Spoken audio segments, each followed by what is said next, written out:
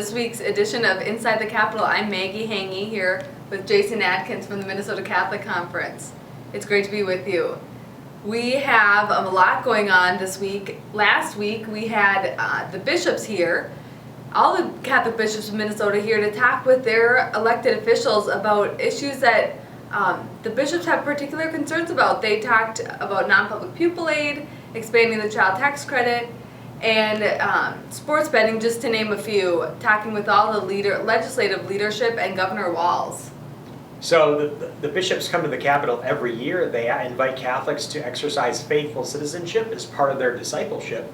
And what better way to do that than to model it themselves? How do we have constructive dialogue with leaders of both parties, try to build common ground for the common good, highlight issues of particular concern? Maggie, as you know, there are thousands of issues that are being considered by elected officials this year and many, many bills. The bishops take a position through the Minnesota Catholic Conference on very few of those, and then we highlight even a smaller set in our conversations with elected officials. But what's really encouraging about the day is the way in which our elected officials and our leaders really welcome the voice of the church into the public square, bringing an ethical, moral framework to bear on public policy issues. And we heard that throughout the day from leaders in both parties. And it just underscores the importance of bringing that faith voice, not to impose our beliefs or our religion, but to propose those policies that serve human dignity and the common good. Right, and it's just such a great day. The bishops love being down here, the legislators love seeing them, so it's really an edifying day and a great way that, like Jason said, they're modeling faithful citizenship themselves and really enjoying being down here. And it's important too to get wins, and that makes a practical difference.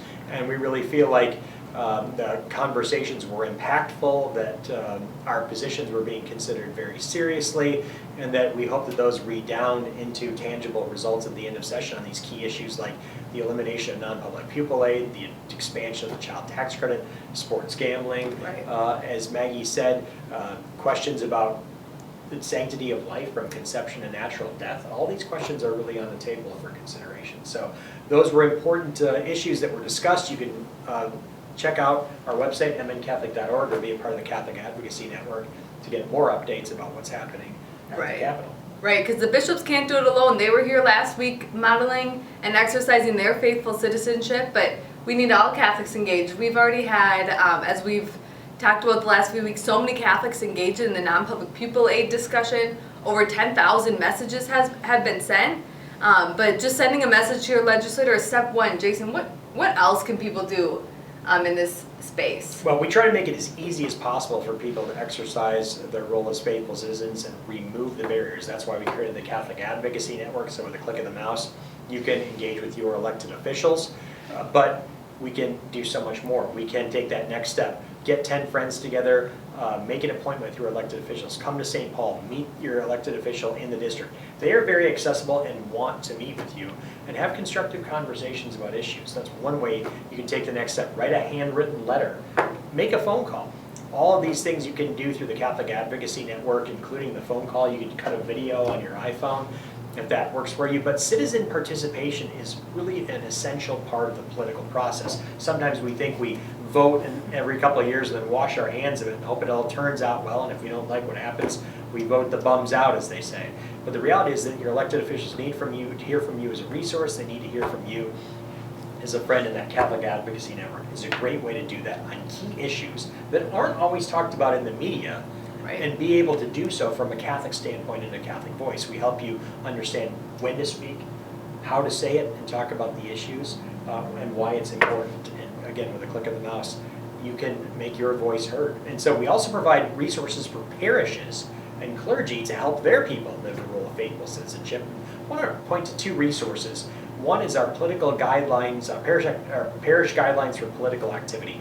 Basically, parishes can do all sorts of things when it comes to legislative issues. Just don't say who to vote for or against. Even talking about an issue like non-public pupil aid, the expansion of sports gambling, the life issues, whatever. You can talk about all those things from the pulpit, in information bulletins, in your parish bulletin. You can send notices out in our MCC action alerts out to your congregations. So there's a lot of things that you can do within the limits of the law, again, we make those resources easy and available and accessible to both the people in the pew and our clergy. Our goal is to make your responsibilities easier, not put more work on people's plates.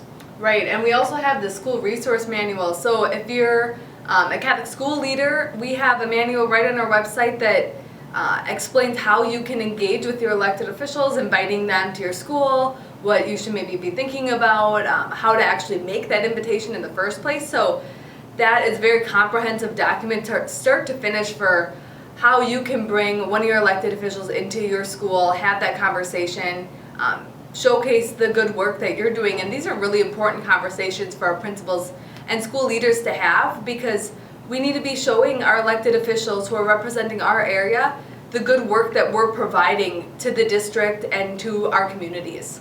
That's right, and as I like to say, if you're not at the table, you're on the menu. So it's really important to build relationships with elected officials and to tell the good story, as Maggee said, of the good work that our schools are doing and our parishes are doing in the community. That's part of evangelization, is talking about the good work of the church, whether it's serving people in our Catholic schools across the religious spectrum, or serving people in our community. That's why we publish Fruits of the Vine, the report on the economic impact of the church, which is still generating a lot of conversation about the good work we're doing in our community. So we shouldn't hide that light under the bushel. We should be telling that story, and that's really what all this engagement in the political square is really all about. Right, and we're so happy to see so many Catholics come to the table. And now we're just saying there's other steps you can do if you haven't done those already. There's a lot coming up this week and a lot that we're monitoring. We're coming up on deadlines. There's bills of concern being heard. Jason, do you want to tell us a little bit about that? So, for example, one of the things that we're monitoring is the ERA, the so-called Equal Rights Amendment. We think it's the Erosion of Rights Amendment. We're concerned about that. Discrimination in many forms is already banned under state law and under federal law. What we're concerned about is the constitutionalization of abortion rights that would come with that, the erosion of religious liberty, and inviting judges to create new forms of discrimination that would impact freedom of conscience and other important First Amendment rights as well. We don't think anyone should suffer unjust discrimination, but discrimination in many forms is already banned, and we're concerned about its impacts more broadly speaking. And so we want to help educate legislators about that important issue. So we'll be back next week with an update on that. As Maggee said, it is bill deadlines, meaning that policy bills have to have had positive action in both houses if they're to move forward. Otherwise, they should be pretty much dead. If they play by their own rules, they should be pretty much dead for the year. So obviously we're watching sports gambling. Is sports gambling going to get another hearing? We're hoping that one is dead and it will not rise like a ghoul in a midnight horror film to threaten Minnesotans. But with the action of the people of Pew, so far we've been able to push back on that really harmful and destructive issue. So a lot of big things coming up this week that we're monitoring, and we'll provide an update next week. But it's another big week because First Friday, Adoration at the Capitol. We've got some good groups coming to pray for our elected officials, to pray for our state.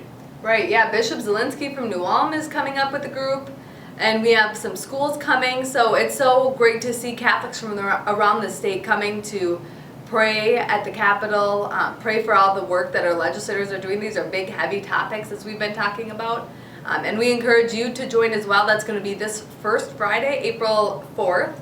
At the Capitol, it's per usual, in the Governor's Historic Dining Room in the basement of the Capitol from 9 to 4. So we encourage you to attend that. You can RSVP on our website and you'll get email with a parking pass. You can park at our office for free if you RSVP. And I've heard from a number of people, so just check your spam box if that doesn't come right to your inbox. People have had a hard time finding that email, but it should be coming to you with that parking pass. Great, and if, again, to connect with your elected officials on these and other issues, mncatholic.org/join, that's the Catholic Advocacy Network, where you can join your voice to the voice of the bishops on really key matters. This has been a great Inside the Capitol edition. Hopefully you found it edifying and encouraging. We look forward to connecting with you again next week. Thanks so much. Keep us in prayer here at the Capitol, and we'll be praying for you. God bless. Thank you.